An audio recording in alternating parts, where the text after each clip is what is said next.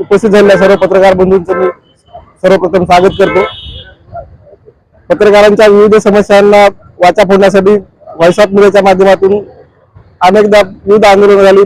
आजही पत्रकारांच्या वैयक्तिक मागण्यांपेक्षा आपण पेपरच्या मागणीला जरा जास्त हे दिलं। माझ्या मते तेही ठीक आहे, पण पत्रकारांचे जे काय मुद्दे मांडले की ग्रामीण भागातल्या वार्ताहरांना जे काय अपेक्षित गोष्टी मिळायला पाहिजे त्या मिळत नाहीत। निगर ॲक्रिडेशनचा जरी मुद्दा त्यांचा सॉल्व्ह झाला, कारण ते जे काही डिब्युटेशन घालून दिले की एका पेपरला एकच दिले किंवा 1.5-2 याच्यापर्यंत दिले, ते कारल्यातल्याच एखाद्या माणसाला भेटते आणि ग्रामीण भागातला माणूस त्या सगळ्या गोष्टीपासून वंचित राहतो।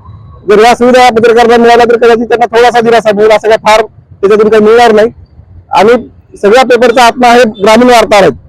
शहरी भागातल्या समस्या वेगळ्या आहेत, आम्ही शहरात राहतो आणि ग्रामीण भागात खरा महाराष्ट्र ग्रामीण भागात आहे आणि त्यांच्या समस्या फार वेगळ्या आहेत आणि त्या समस्यांपर्यंत पोहोचणं, त्या मांडणं, त्याच्यासाठी त्यांना स्वतःच्या खिशातून खर्च करावा लागतो। अशा वेळी त्यांचाही थोडासा विचार झाला बरा असतो। तर संघटनेनं आगामी काळात या गोष्टीवर थोडंसं प्राधान्याने विचार करून त्या अनुषंगाने पुढाकार घेऊन आपण हे करू। पण आज ज्या काही आपल्या मागण्या आहेत त्यासाठी आपण शासन दरबारी आपण ते जाणारच आहोत आणि या मागण्यांना आपला शासन दरबारी न्याय मिळेल याच्यासाठी आपण प्रयत्न करणार आहोत। असंच भविष्यातही जर काही मागण्या असतील तर त्या आपण पण मांडल्या पाहिजे।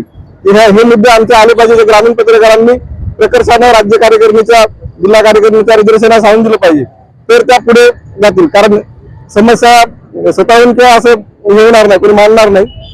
तर आगामी काळात या गोष्टीवर काम होईल अशी अपेक्षा करून मी थांबतो। धन्यवाद।